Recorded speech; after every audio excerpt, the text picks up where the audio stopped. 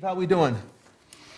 Just as good as last time I saw you, Raj. All right, Fantastic. good. How are you? Yeah, doing good, doing Okay. good. So I want to talk about addiction in a different way. I want to look at the idea behind ambivalence, right? And so let's talk about understanding addiction better with the idea behind learning about this word ambivalence. What does it say about the word there? Ambivalent. An adjective having mixed feelings or contradictory ideas about something or someone. Yeah, so not ambiguous, that means very unclear, but ambivalent means feeling two ways about something. Like a guy says, I love my wife, but I hate her. You go, you can't feel two ways about your wife, and you think about it for more than 4 seconds, and you go, well, yeah, you can. Right, like the contradictory. Yeah, thought. like, Okay, even like I love my cookies, but I hate my cookies. All right. Right. Some loved her, some hated her, few were ambivalent about her. An ambivalent attitude towards his mother. Okay. There you go. So how about number one? What to say there? Addicts and alcoholics feel ambivalent and conflicted about their addiction. Okay. Yeah. This means that they have two different ways about using drugs, or two different ways that they feel about using drugs. So Right. A would be addicts love how the high makes them feel. Yeah. B, addicts hate the consequences of getting high. So we got the angel on one shoulder that says, hey, that stuff feels really, really good, and we love that shit. And I was actually the devil on that side. And the angel says, don't take that shit, you're making mom cry. So devil's over here saying, we got to do more of this stuff because it feels really, really good. And angel says, but you know what? We got too many court cases right now, and we got no money. So let's hear about this. Raj loves using angel and devil metaphors. It really works sometimes. All right. On one hand, they love the effect of the drug and the way the drug of choice makes them feel. On the other hand, they hate the consequences of using drugs, such as legal, social, family, health, financial, spiritual, and other problems. Right. Why is it when I get high, the police keep showing up? And that stove that you put in your hand. Right. Every addict's dream is to get stoned with no consequences and no harassment. Just leave me alone. I'm just getting high. I'm only hurting myself. Good luck. Sadly, once you're an addict, it is very unlikely that you'll ever get high successfully again. Damn and it. I can attest to that myself. Damn it, but I tried really hard though. Did you? I used to be a cucumber, now I'm a pickle. I want to be a cucumber again. Make me a cucumber. Okay, number two. Addicts and alcoholics use because of feelings. That's succinct and powerful. Why do they get high? Why do they take drugs and alcohol? They use because of feelings. Please indulge us with more details on that. Yes. This may not be how or why they started. Yeah, it could be curiosity, peer pressure, yeah. An accident. Yeah. But once addicted, they use drugs to change how they feel. Okay. An addict will use drugs for the following reasons. Take a good feeling and make it better. Nice. Take a bad feeling and make it less. Yep. Or take away what they're feeling and not feel anything at all. Yeah. The numbing effect. And that's why every addict's favorite Star Trek character is Spock, because Spock doesn't feel. There you go. Well done. All right. And then we have this, can you explain this to me though? Like anything about this diagram is pretty So this sweet. diagram It's is pretty multicolored. super cool. There you go. So hold it up while I'm talking.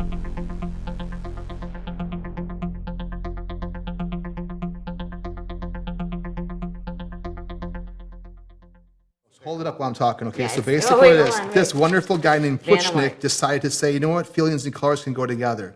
In the center, we'll see the colors are more intense, right? And as we go further away, they're less intense. So what happens is annoyance becomes anger, and anger becomes rage. When looking at feelings, right, we can have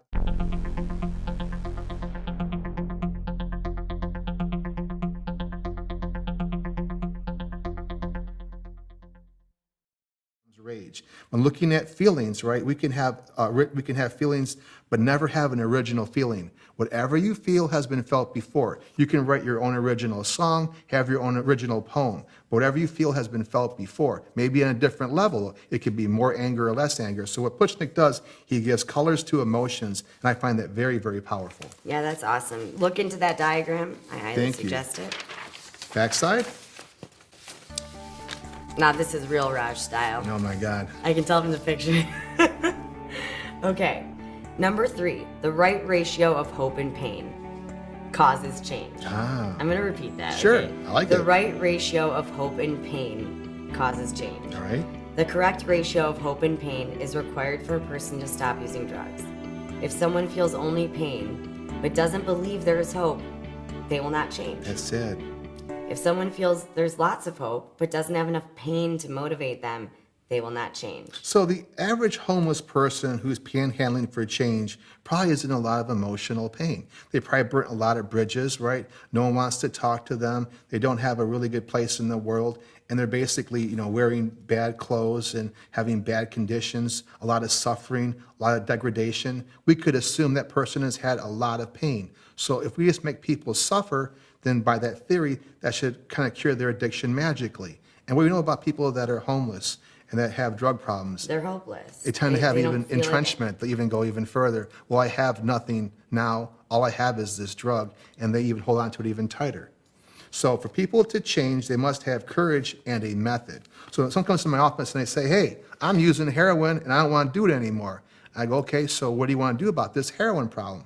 I go, you want to go to see a therapist? And they're like, no. Do you want to go to NA meetings? They go, no. You want to use some Vivitrol? And they go, no. Are you talking How about about me? no? Now, how about a healthy you talking fitness about me? lifestyle? No. Right? How about going to church? No. Okay, so how do you want to stop this heroin thing? And they smile and lean back. I'm just not going to think about it. Right? That's not a method. All right. Or I'm really only just drinking. I'm just drinking right now. Okay, number 4.